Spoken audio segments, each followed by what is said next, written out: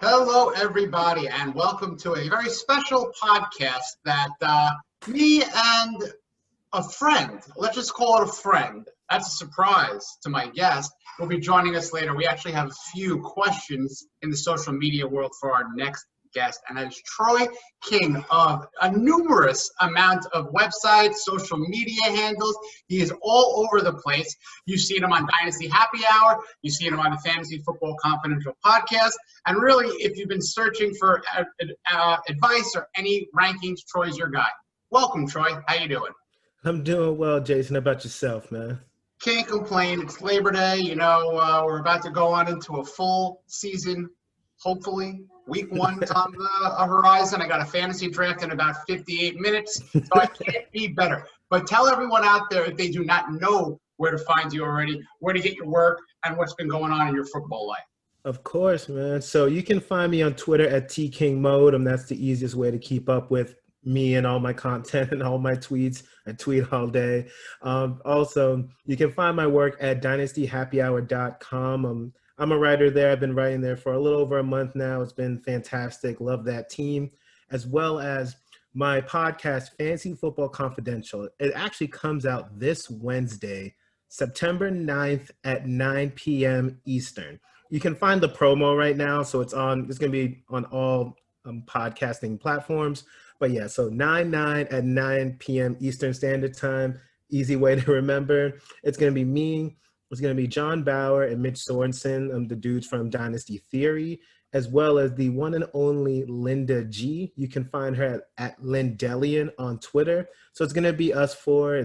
We're such a great team. I'm so excited to provide you guys with what we got. It's going to be fantasy football, redraft, DFS, Dynasty. But we're also going to go into some deeper issues such as, race in, the NFL and the FF community and women in the industry as well. So we're going to dive into some of that too, but vast majority is going to be just different scopes of the fantasy football world. I love that. And that's a great, advertisement for your show. You got me excited because I can't wait to listen to it because you know what? It's fantasy football, but at the end of the day, it's a community of people. Right. And that's men, that's women, that's all walks of life. And this is a community of inclusion and an inclusive aspect. And that's kind of one of the reasons why I've been drawn to your work and your content. You just seem to not have any negativity in your world. And that's just from what we all see on the outside. Of course, no one knows what's on the inner side of the social media world. But, bring the positivity. That's what we like here. And without further ado, let's talk some Dolphin fantasy, because you are a Miami Dolphin man. You're a fan. You're a Florida man, I believe. Is that right? Yes, sir. I was born in Miami, raised in Fort Lauderdale, and I currently live in Orlando, Florida. So what's the county of choice here? I mean, I don't want you to make any enemies back home or currently, but what's the preference? I would say that I don't see myself living back home, to be honest with you, man. Orlando's been my home since like 2008. So I have to say here, man, I love Fort Lauderdale and Miami. I like visiting Miami. I couldn't live there, man. It's too busy, too crazy. Fort Lauderdale, I love seeing my parents and stuff like that. But I got to choose Orlando, man. I've just been here for a while. I'm used to it. So I would choose here. Good answer. I like that. It's a diplomatic answer. Very nice. And I hope that you answer your fantasy questions in the same kind of relative way there. So let's go fantasy in the Dolphin sense here for the wide receiver position. Now, obviously, Devontae Parker had a terrific year last year, but that was kind of like a tale of two seasons. The first half of the year, the second half of the year. Now, Preston Williams in the first half, that's the reason why.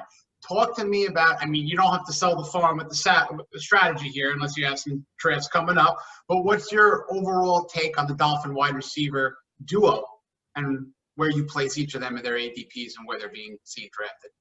I would say that, honestly, just based off ADP, I think Preston Williams is the play. You're getting him so much later than Devontae Parker. And, granted, no one was expecting a fifth-year breakout. I certainly wasn't. I almost wrote off Devontae Parker. But you know what? In terms of draft capital, just like you mentioned, Preston Williams, he was the man in the beginning of the season, undrafted rookie. He made an immediate impact, and unfortunately, he got hurt. So it seems like he's back to health now. So for me, I'd rather just wait in the draft and grab Preston Williams, and people talking about he's the wide receiver one. So you know what? I might just why spend that draft capital on Devontae Parker when you can get Preston Williams? And it's kind of like maybe a 1A, 1B situation. So that's what I would lean.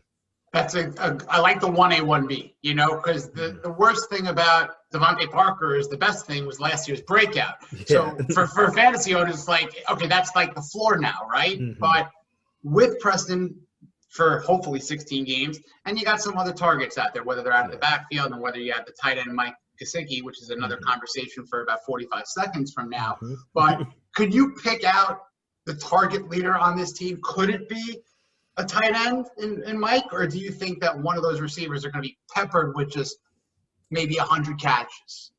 I would say I think Mike Gesicki is going to get plenty of targets, but I don't see him as a target leader.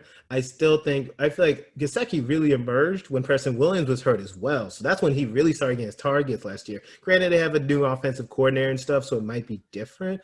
But I think if they're all healthy, I wouldn't be surprised if Parker still led the team in targets. I mean, him and Fitzpatrick had a great connection. It's just that for me, we don't know for sure. And, it's going to be close. So even if Parker ends up with more targets, I feel that if Preston Williams plays all 16 games, he wouldn't be far behind. It could be either or in a coin flip, but again, why would I spend that draft capital on Parker when I don't really know? And it's so close. So I'd rather wait. And I believe that they're going to be pretty even. So that's the way I see it. I wouldn't be surprised if it's Parker, but I think Williams can definitely be the target leader if he stays healthy.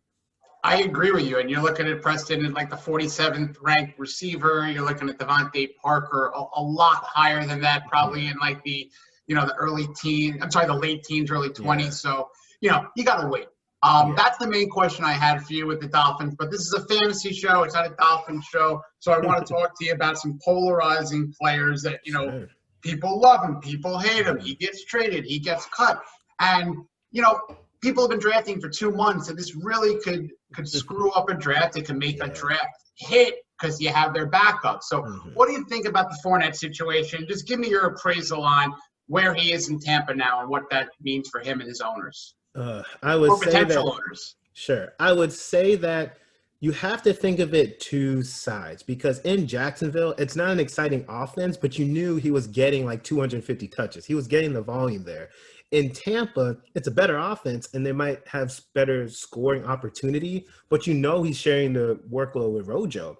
And I think that's not to use this again, but it's another 1A, 1B. I don't think that Fournette just takes the job, and he's late to the party. Rojo has obviously been in that system for a couple of years now. He had the old offseason.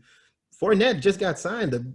The games are this week. Like, I don't know how quickly he's going to, just take over that role. I still think Rojo is the starter. And I was kind of sad because I was all about Rojo this year. I'm like, you're a big Rojo perfect. I'm not a Rojo truther. I'm just like looking at the situation, like how can he not smash his ADP? And then they signed Fournette. So for me, I'm like, I feel like it's Rojo's job to lose, to be honest with you. I feel like if Rojo is producing the first couple of weeks, he might hold on to that 1A. So I think it's overall worse for Fournette. I wasn't drafting him in any leagues just because because last year he got all those catches and all those targets. I wasn't projecting for him to get that this season. So for me, I was just staying away. And now I'm probably going to stay away even further because also he's going before Rojo. So I'm like, why would I take that when it's also very, it's not clear. I don't know what that situation is going to be. So I'm down on him. I don't know how it's going to play out. I mean, maybe I'll regret it. Maybe he ends up taking over that workload, but I'm not super interested in Fournette. I'm not super interested in Fournette. I'm super intrigued with the Buccaneers offense as a whole. And I want to kind of, we're going to touch on that, but I'll bring it up now because we had that later in the format. The Tampa Bay receivers mixed with Tom Brady. Mm-hmm. You have some terrific wide receivers, but from fantasy sense, I think Godwin's the guy. I mean, I think he's ahead of the pack, but I worry about Mike Evans.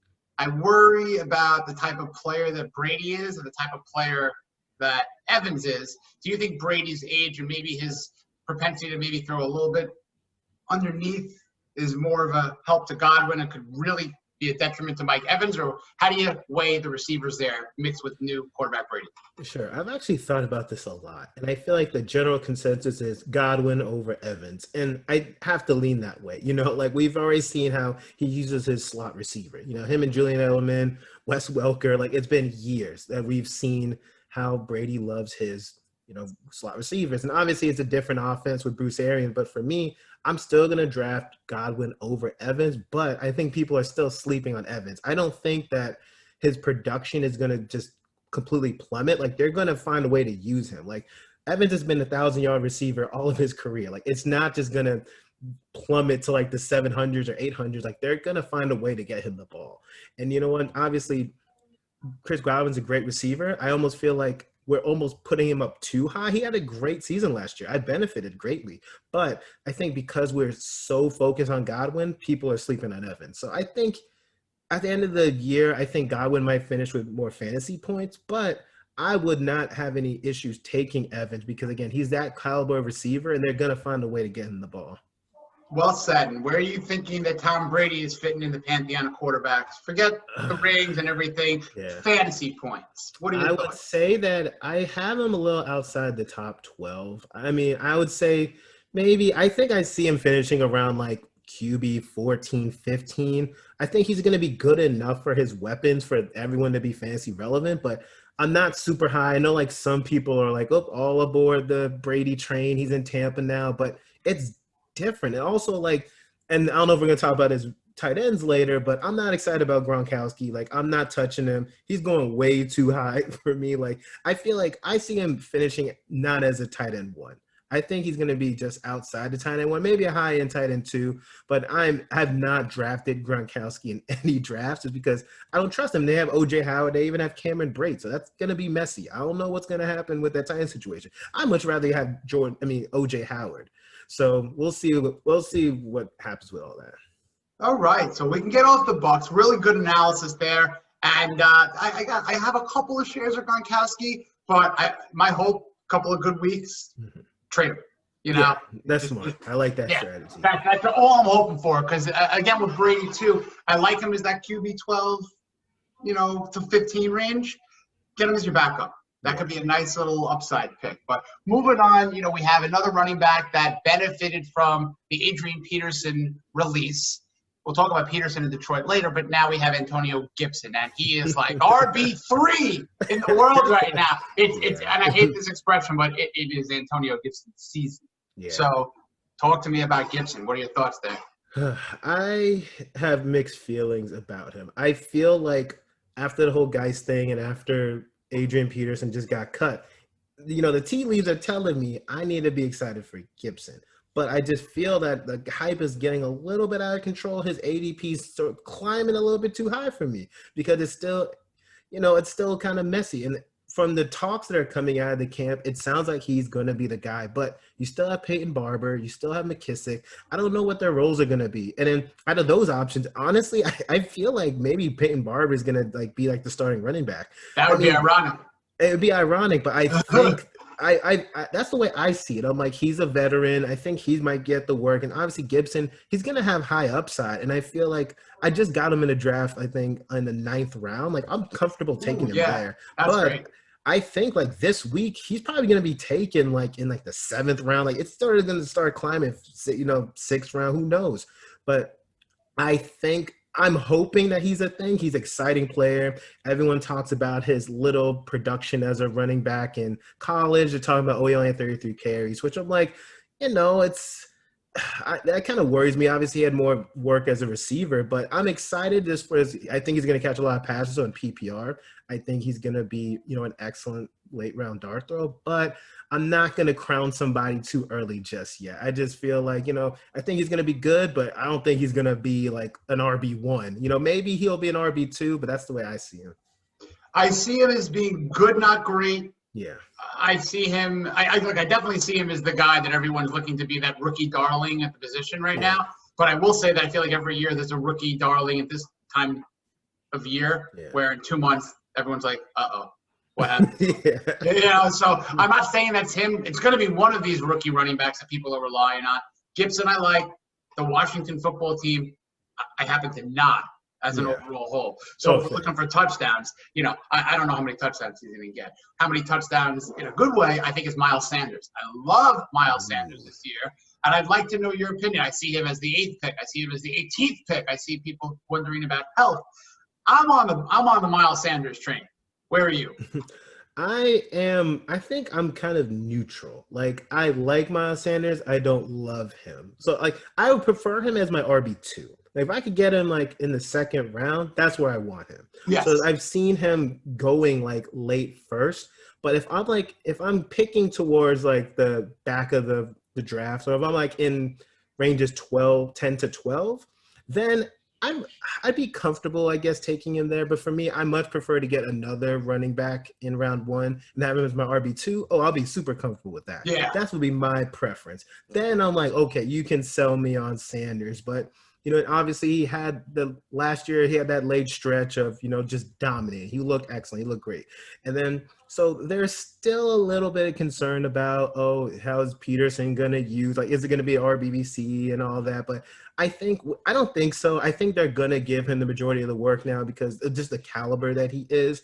I'm just always about not crowning somebody too early. I think he's good. I think he's gonna have a great season, but I just much prefer him getting him in the second round versus reaching for him in the first. That's just me personally. If I had like the 12th pick, I'd make sure to get like Josh Jacobs is like the 12th pick. So the second round on the swing back. Yeah. Then, just so I can mentally feel better about it, Sanders is my second round pick. See, so for me, I could get down with that. That works for me. I've seen a lot of mock drafts out in the industry where people have one of those 11 or 12 picks. That's the duo that they're going. Or I'm seeing like Kenyon Drake, or you're looking at Eckler. But those are the running backs that you have to consider. Yeah. Switching to wide receiver in this group, we're going to go Juju Smith-Schuster. I'm worried. Convince me to not be, because I was all on Juju last year. Obviously, the injury to Ben Roethlisberger. He's back, but is he back? I don't know how much convincing I'm gonna do for you, to be honest. Like, that's okay too. That's okay too. So I'm not.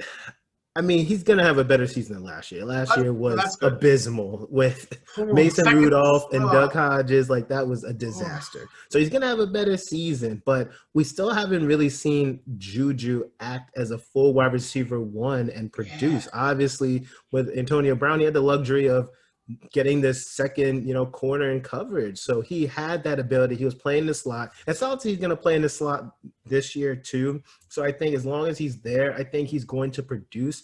But obviously, you got the new hotness in Deontay Johnson, and everyone's like, oh, what's his role going to be? I like Juju. If I could get him as I haven't personally been drafting him because I am also worried. I don't know how it's going to look with him being wide receiver one the full time. But Big Ben obviously is going to help, and I think he's going to get plenty of targets. So I think he's fine. But if I'm going to get him, if I'm going wide receiver heavy, if I could get Juju as my wide receiver 3, then I'll love it. He's a steal at wide receiver 3. Wide receiver 2, you can kind of convince me, but I'll never have him at wide receiver 1. If you're a braver man than I guess both of us. And Troy, I'd love to argue with you, but it's like you're making it hard right now. I wish I could argue, but I'm hey, again, this is good too. Sometimes you have to like convince people to stay on the ledge, to go off the ledge, in a matter of speaking. I don't like the Bills' offense aerial-wise. I like what they're going to do on the ground. I don't think that Stephon Diggs is going to have a terrific year. I fade him, and he's probably my number 1 wide receiver fade. Am I crazy? I am a huge Diggs guy. I feel like the way they used him on the Vikings was almost criminal. I just feel like he's such an excellent route runner. He's such an excellent receiver. He's very frustrating in fantasy because he's super boom bust. Talk about one of the boom bust guys. That's Diggs. He'll get you great weeks, but he's very inconsistent. And with Josh Allen and his horrible deep pass accuracy, I don't blame you for being worried, but I'm a little bit higher on him. I feel like he has because John Brown last year, he did really well. I mean, he ended up as a wide receiver 2, and obviously I think that Diggs is a better wide receiver than John Brown. And I think they traded so much to get him. They're going to use him in different ways. I feel like he's not just going to be targeted on deep passes. I think they're going to get creative with him, just like with the Vikings. They got creative with him. They had short passes. They had him even doing things out of the backfield. So they're going to find ways to get Diggs the ball. And if I could get Diggs as my wide receiver 2, I wouldn't be too worried about that. Again, if you're having him as a wide receiver 1, be very afraid.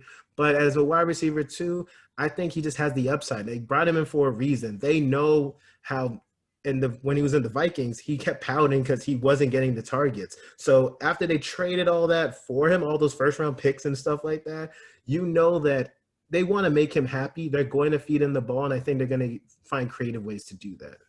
In an alternate reality, if like Diggs went to like the Cardinals in a trade, I'd be I'd be all on Diggs. Yeah. But I just don't like the quarterback play of Allen with the arm.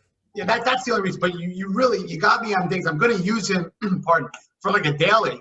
I'm gonna if he's got soft coverage. Great there. Yeah, exactly. But nothing wrong with Diggs, the player. I don't like the situation. Yeah. Josh Allen, we kind of are touching on.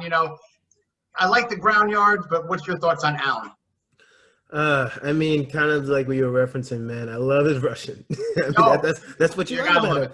If you're going to draft Josh Allen, it's simply because he runs the football. And late in drafts, there are not many running quarterbacks. Like him and Cam are like the only quarterbacks that late.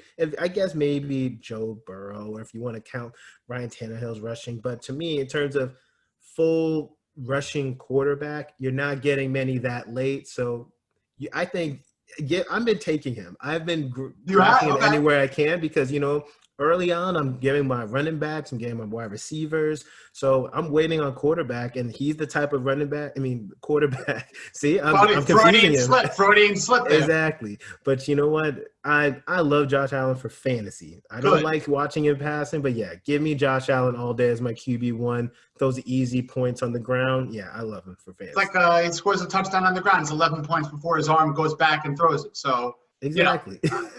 Maybe I got a 2-quarterback league coming up in like 30 minutes, and I'm like, maybe I go Allen in like the 7th.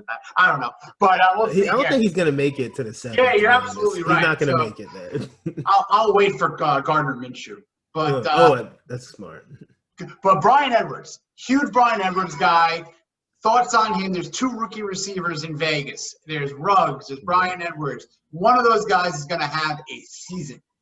Don't know who yet.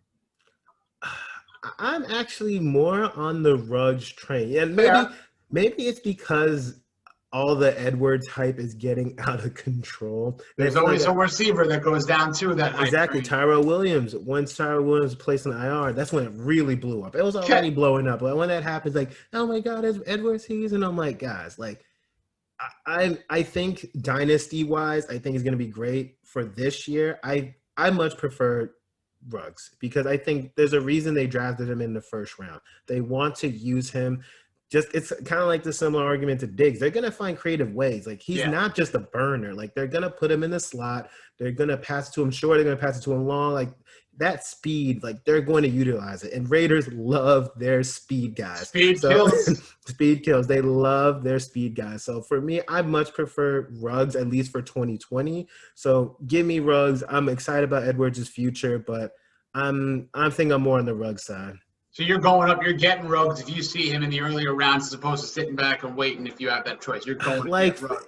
Like for me, I'm not a huge rookie wide receiver for redraft. Like normally I kind of fade them. I much prefer to get my vets. But if I'm going to have to choose between those two, give me the guy with the draft capital. And just because they love Ruggs, they're going to utilize him in so many ways. So give me Ruggs out of those two personally. Fair enough, man. Fair enough. So we did a good job of speaking about some of those polarizing players. I mentioned on Twitter earlier that we have like some questions from DMs, and we have not to bombard you, we got a couple in here, so I'm gonna let sounds good to me. We got this guy Sal coming on in. So hold on, I'm clicking him on in, and I'm unaware of his question. So whenever he comes in, the floor is his. Sounds good to me. So here's Sal.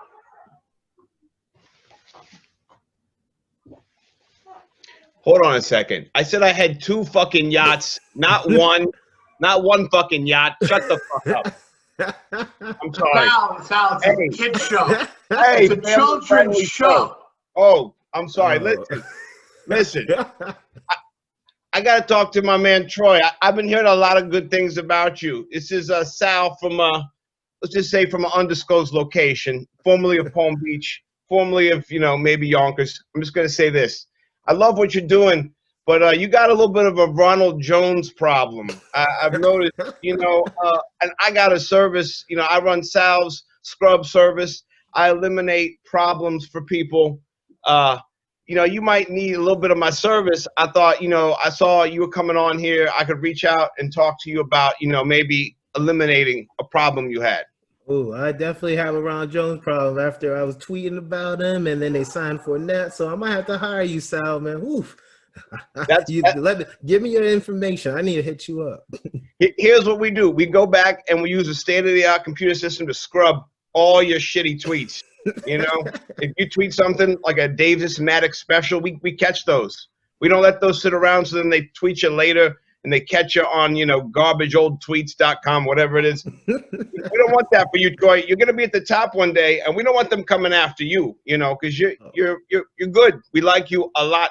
As a matter of fact, we want to bring you in the family, And I didn't want to say anything, but I noticed you looking at my chain here. This people think it's obsidian, but it's onyx. I just want everyone to understand that. Because I fuck with onyx. So, sorry, sorry for kids. Sorry. Sal, you know what? Now you look familiar. Could you do me a favor? Stop being so. Can you remove the glasses for a second? Hey. Hey. Oh, hey, I know you. Hey, guys. Oh, you tricked me, Scott. I didn't know it was you, man. You almost had us. I know. I mean, can I take my beard out now? Wait a second. You have a beard? Oh, man. What? Whoa. Wow, that's grown since the last 15 hours. Dang, yeah. Bro. Yeah. Wow. This is very comfortable. You were incognito for real. It was just a lot. Get comfortable. Whatever you're doing, get comfortable. Yeah. It's just buttons. I'm not, There we go. That feels better. Wow. Fantastic. Well, you're looking good. You're looking like you're about to do some sort of ceremony. I'm feeling like there's somebody in the room who,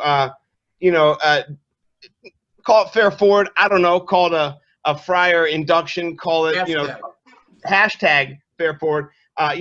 Troy, you've come like a blaze of fresh fire to this Twitter machine, and you are hilarious. I love all your I pulled up your tweet to make fun of you, and your tweet making fun of yourself is the funniest tweet. So I just retweeted it. I was like, that's a great use of that guy talking to the hot chick. It was great. Oh, tweet. yeah.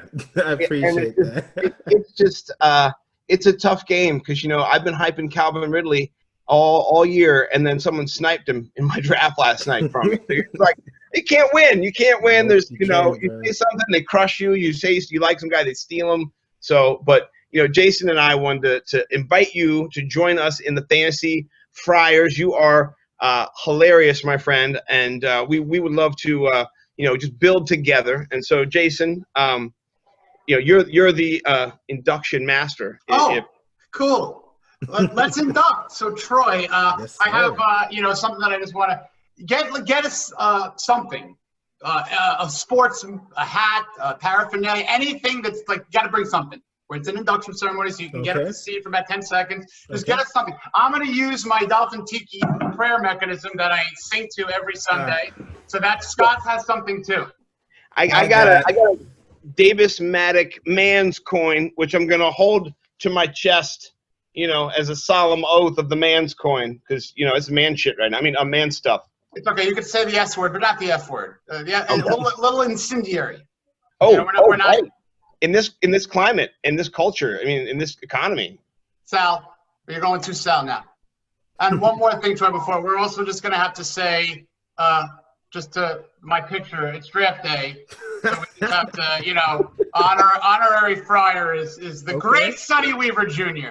Amazing. But anyway, all right, Troy, you ready to get inducted? Yes, sir. I am ready. All right. So are you a righty or a lefty? I am a righty. Regardless, just raise your right hand. I was just curious. You want to know what hand? Hey. Why we know things? We're fantasy football. It's analytics. Right. You don't know everything. You're right. You need to know everything. How do you click the mouse on drafting Aaron Eckler or Kenny Day? I don't know. But all right. So repeat after me.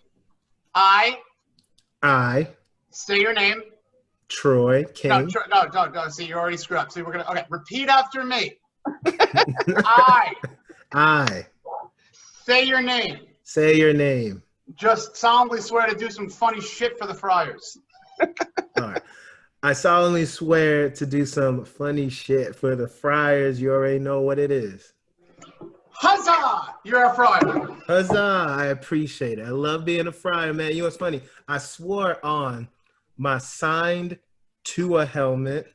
Ooh. I didn't even know, this is one of my Oh. favorite possessions, man. You know I got to do Oh. it, man. So that's what I swore on, bro. So, yeah, it's That's official. fantastic. Yes, You know sir. what? That means right now that I told you I'm in a 2-quarterback league, and as a Dolphin fan, I had him in the 6th round. Going to the 2nd round, I'm going to. Second, okay, let's not get crazy, bro. Let's not. You're a Friar for 13 seconds, and you're already getting a little, Bro, as a Friar, I gotta make sure you mess yourself up, man. Now I'm inducted. I'm official now, so I get to say what I need to say. And you can say whatever you want to anybody you want. And I gotta tell you too, one thing I love about Troy is that he gets on Twitter and he says stuff like, "Stop acting like jerks to women, you pieces of shit." I just go, yeah. I got you, that's man. my guy. I love it. So I'll tell you what. Funny, good guy, smart guy, fancy guy. I mean, I love him. He's great. Appreciate it. I appreciate you, Sal, Love or it. Scott, or whatever. More chest hair or less, whatever you want. I don't care. Your call. But Troy, you could think it over. You have a good week or so you can come up with your own title. We don't care what it is. So you could think it over, and I'll send you your welcome packet in the virtual mail. Sounds good to me, bro. Scott, you're welcome to hang out for another 10 minutes or so while we wrap up. Please stay on. There you go. What are you guys talking about in reality? Reality, we're going to move a little to the pop culture-ish. Cool. Marvel, DC world. I know you're on the fringe of that community. Sal, Scott, whoever you are today. I am Wolverine's dad, so But I'm going to play a fun game because I'm an MCU guy. I know Troy's a big comic book fan, or at least your Twitter says so, so it has to be true. Maybe I lied. Who knows? Hey, exactly right. You might not even be Troy King. Yeah, I don't even know who the hell you are. I might be deep undercover, just like Sal, man. Who knows? Oh, Sal, we just stung your ass. You're done. We brought you in. I know. They know who I am again. I gave these I gave Troy a couple of names. I want him to correlate. Remember how, Scott, you and I did the Seinfeld correlation? Oh yes, of course. That was great. We're gonna put Troy on the spot with some Marvel or DC. Stay away from DC because it's crap. It's easier. But okay, that's fine. Oh, did I hit a nerve? No, I love Marvel. I prefer Marvel over DC, but in terms of like comparing people, DC's kind of easier because Marvel is so huge. I mean, both of them are huge, but if you have to, you could dive on over. You can cross the line. So let's go, Preston Williams. Who's the hero? Who do you got? This is a tough question, man. Preston Williams. I'm gonna give me Green Lantern, bro. I'll say Green Lantern. Preston Williams, Green Lantern. You know what? Dolphin green, aqua green, so that's the first thing I thought of. But man, I like that. I'm a huge Green Lantern guy. So for me, give me Preston, man. He could save the Dolphin season just like Green Lantern saves the universe. So give me Preston Williams. Good spin. So like you can go up in the back of the end zone, the ring, you can get like the jumbo hands. Exactly. Mm-hmm. That's how he catches it, Oh, I love it. Tariq Hill. The Flash. I got it. That's easy. That was great. Easy. That's great. Easy. Love that. And the red, the yellow. Exactly. It just perfect, man. Had they not thunk of that? Thought of that? Thunk or thought? We need to add the Kansas City Chiefs to make. Could you? I'll tell you what. First assignment. There you go. First Friar assignment. You're on that project. Good. Done. Let's get Tariq and Flash, hooked up or whatever. Christian McCaffrey. Superman. Superman. That's like an insult to like his ex-quarterback, right? I know Cam Newton. You're roasting. You're roasting already. I love it. I'm a huge Cam Newton guy, but in terms of fantasy Superman, it gotta be CMC. Like it's not close. Love it. DK Metcalf. I got one. If maybe we're on the same page, but DK Metcalf. Hulk. Done. Love it. Virtual pound. Virtual pound. Boom. Let's do it. Scott, you did double pound. There it is. Double fisting. All right, Frank Gore. He's Wolverine. He don't die. Wolverine. You did your homework, and I like that about you. These were good answers. So, Scott, I know you're going to have a say in the best TV show ever arena. So think that, and I'm gonna allow you to have your three, like what are in now your rotation. It could be old, it could be new. What's your go-to in that rotation when you need a good sitcom or drama TV show? Okay, that's a great question, by the way. I would say for me, it veers into drama, particularly. I don't really watch sitcoms anymore, but in my day of sitcoms, I would say that Seinfeld to me was the #1 seed, growing up. And I think I kind of moved because Seinfeld is kind of sketch comedy. It's kind of it's situational sketch comedy, right? And they're writing scenes. And so, I mean, I loved SNL. That was my play. I mean, I've probably watched SNL since I was like 7, and I'm 41. So, long time. I love Chris Farley. So, I mean, but when it comes to drama, I'm going to say one that maybe everyone isn't into, but I think it's the most incredibly shot ever in the history of network television drama, the most beautifully, elegantly shot series ever. It's called Hannibal. And it is it's a story of the origin stories of Hannibal Lecter before he was ever caught, and kind of the dance he does with the detective Will Graham, and it's played by Mads Mikkelsen, and it's replaced Anthony Hopkins. I watch Anthony Hopkins now, and he overacts the part because Mads Mikkelsen is all like it's all in his non-moving face, and so.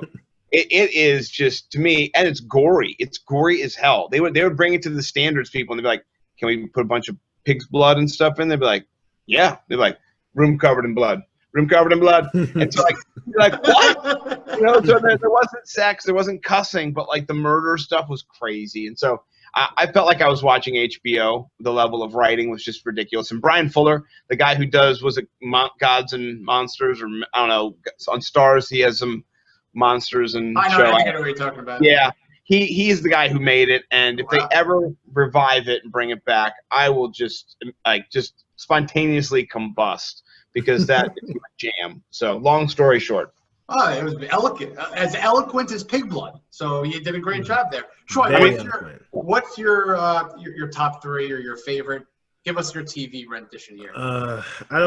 Top three is so hard because I watch so many different kind of things. Like I'm into sports. I'm also a nerd, so I like anime too, but I also like series. So I say in terms of the series that just wow me, I gotta go with Game of Thrones, man.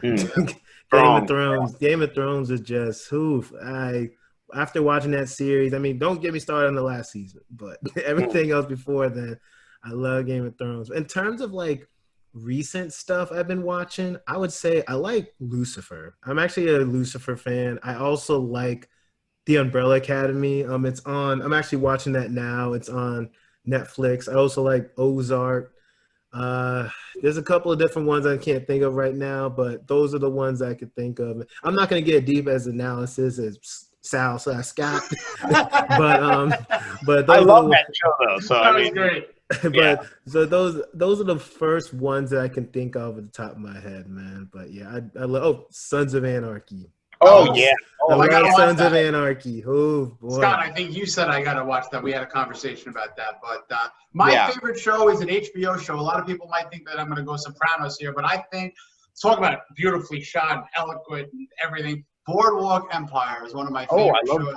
Love that show. Oh, it's a great show. It's all about basically the entire Prohibition era. They are really kind of very true to form with history. I'm a history guy. I love that stuff. So when you're talking like Lucky Luciano, Mario Lanti, Al Capone, it's like literally the authentic stories of what happened to them. I think they fabricated one name, and it's like Enoch Thompson versus Enoch Tom Miss.